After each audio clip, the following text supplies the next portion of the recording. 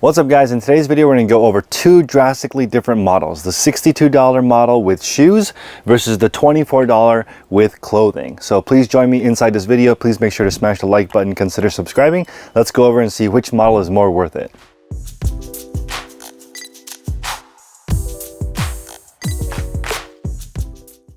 Okay, so let's get straight into it. This is actually inspired by LC in our group, who just posted his 90-day total with 702 items sold.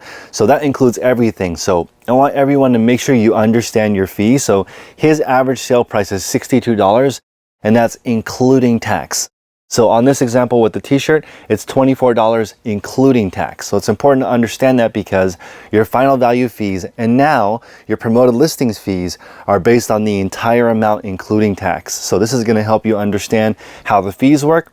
I made a convenient little calculator for you guys in the 100 listing challenge, which I will link here.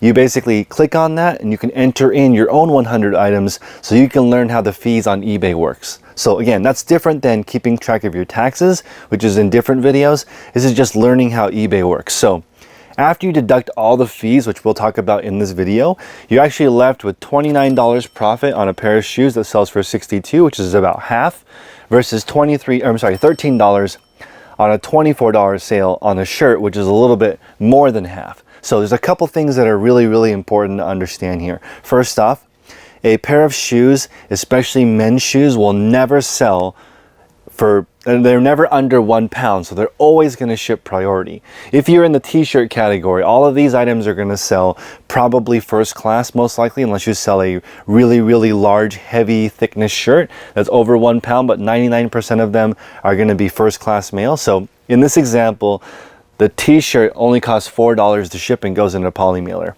The pair of shoes is going to come with different challenges. I put an average shipping cost of $10 for the shoes, and that's because if you're a shoe seller, some of them will be women's and be able to fit into a padded flat rate envelope, still priority.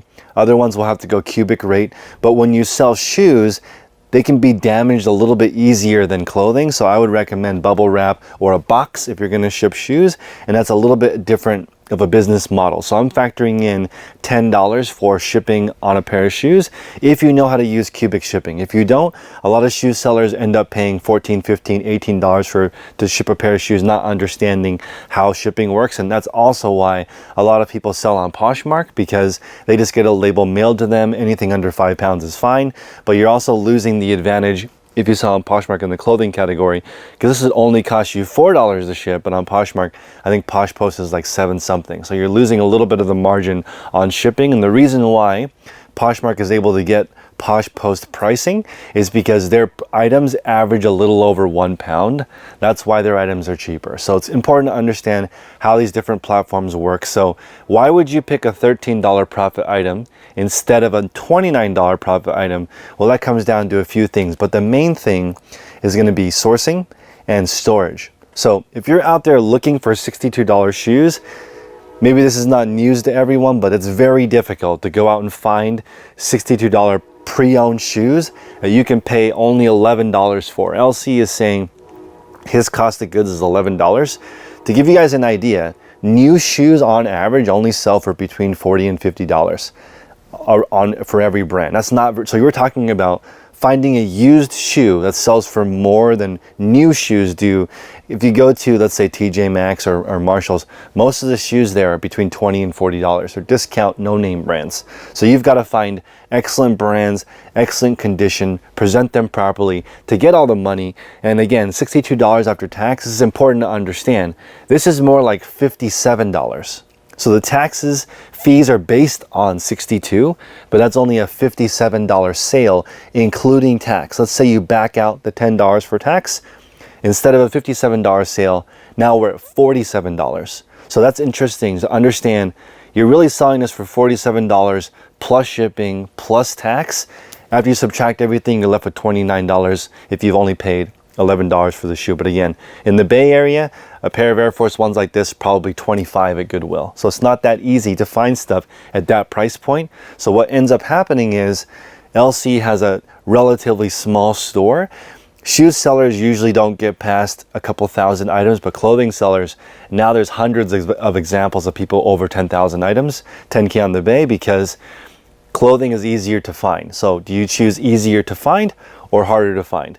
More profit margin total, like a higher percentage of profit, 13 over $24, or go for the lower amount? Less shipping, maybe less work in packing the item, or more work in packing the item, putting together boxes. Maybe you're modifying a USPS postal box to fit this in there. But either way, more work in shipping for shoes for sure. I can ship a shirt or a pair of pants in about, I don't know, 30 seconds, but it takes me a little bit over a minute to do a shoe just because there's more dunnage and you have to protect it a little bit better. So just a reminder, everyone, please smash the like button, consider subscribing. These are the type of topics that we post in our Patreon group all the time. LC's right now going over this fear that he has about a really high cost of goods. As an example, for me, when I go and hunt these items at the flea market, I'm only paying on average $1.50 for this type of item. I have not been able to figure out how to order items that come to me, so unfortunately in my model right now, I have to go out and find all these items. But at $1.50 per item, I'm making pretty decent money, and that's how I come up with the $13 profit. That's me going out there and finding the item at a thrift store or garage sale for just a couple of bucks. And $24 is the including tax part. So we're talking about probably $15 plus shipping plus tax to end at that $24 tax number. So again, if you don't understand your numbers, you're going to be in big trouble because you won't know what you can pay for an item. I think a lot of people get in trouble on eBay because they're buying bulk and they don't really understand the per piece item. So I recommend when you're just starting on eBay, do things one at a time. All you need to be in your beginning parts of eBay is clear. You don't need to be big. I can't reiterate that enough. You just need to be clear. A 100 item store where you sell one item a day is a great place to start. If you're not getting regular sales by the time you have 100 listings, slow down, make sure that you're describing the items properly, good photos, you understand your niche, and at that point, once you're at 100 items, you're gonna get a better idea of what it is that you like to sell. Do you like to sell shoes? Do you like to sell clothing? For me personally, I don't sell in either of these categories anymore because it's hard for me to find them. I live in the Bay Area, California, and Oakland. The traffic is rough. Me driving around to 20, 30, 50 stores per week looking for shoes is very expensive time-wise because I'm sitting in traffic most of the time. Gas here is expensive. It's almost $5 a gallon.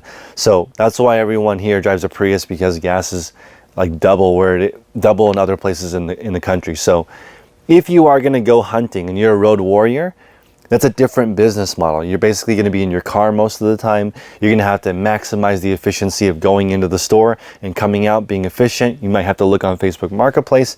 Very different looking for $30 profit items than the $13 profit item. They're more common when you go to flea markets and garage sales. You're going to find this kind of stuff. It's going to most likely require cleaning. The only reason why I know this is a 1987 vintage Screen Stars tag is because I bought a 1987 vintage t-shirt. It's the only t-shirt that I have, and this has happened to be the identical tag. That's the only reason why I know that. Maybe you could get a little bit more than 15 plus shipping, but I was just looking at comps or comparison solds on this core shirt, and it varies. You can get as little as $10 for the shirt and as high as $50 for the shirt. So I just took sort of the average to come up with $24 including tax. So important to understand how you're assessed fees, how the shipping works, and think about the amount of space required to store these items. On each one of my shelves, I can store 1,000 clothing items. I can only store maybe 500 to 600 pairs of shoes. So way less shoes. Luckily, the average sale price is almost triple what the clothing is. So I would say if I could find enough shoes like this, it would be more profitable per square foot for me to sell shoes. The problem is it's easier for me to find 1,000 pieces of clothing than 500 pairs of shoes. So for that reason, I'm not going to pick shoes because they're too hard to find. Men's, also too hard for me to find. I use this example, but I'm actually primarily in the women's clothing category, which is kind of interesting because women's pants, which is sort of the majority of my category, are mostly under 1 pound. But if I ship any men's pants, since it's more bulky, more material, those are going to be over 1 pound. So there's a lot of subcategories. There are vintage items that are all over 1 pound, vintage items that are all under 1 pound. You're going to have to really dial in, figure out exactly what it is that you want to sell, because figuring out all these numbers is really going to develop essentially your Rolodex for when you can buy something.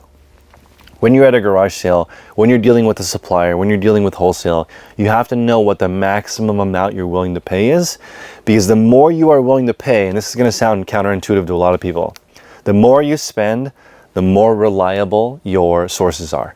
So for example, my colleague, you know, he's like the #1 men's seller on eBay.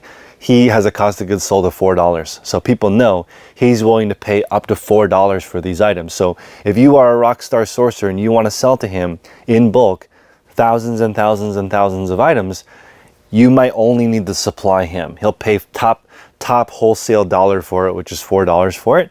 And you might have to go out there in the wild, you do the work, you put the sweat equity in to get this item for $1 to $3 to make $1.50 to $3 when you sell it to him. And that's a way to do it too. There's a lot of people who say they're great at sourcing. Great. If you're great at sourcing, find somebody like me that can buy thousands of items from you. But make sure that we get all of the different items. So the $500 t-shirts have to come with the $15 t-shirts when you're going to go the model of just being a buyer. So again, e-commerce is huge. You can resell pretty much anything. You can be the supplier for bigger resellers. You can just sell a few t-shirts that are in your vintage collection. You can just sell items that are in your shoe collection. Collectors are fantastic resellers generally because they understand price. And if you're a true collector and you're trying to get as many shoes as you want, as many shoes as you can, then you're saving money. You're flipping pairs that you may or may not like to get different pairs that you do like. And over time, you're going to learn the different processes of each different model. So again, after all that, I'm in neither of these models, but I appreciate you guys. Please smash the like button, consider subscribing, join our Patreon at patreon.com/theresellers podcast, and we'll see you guys next time. Take care.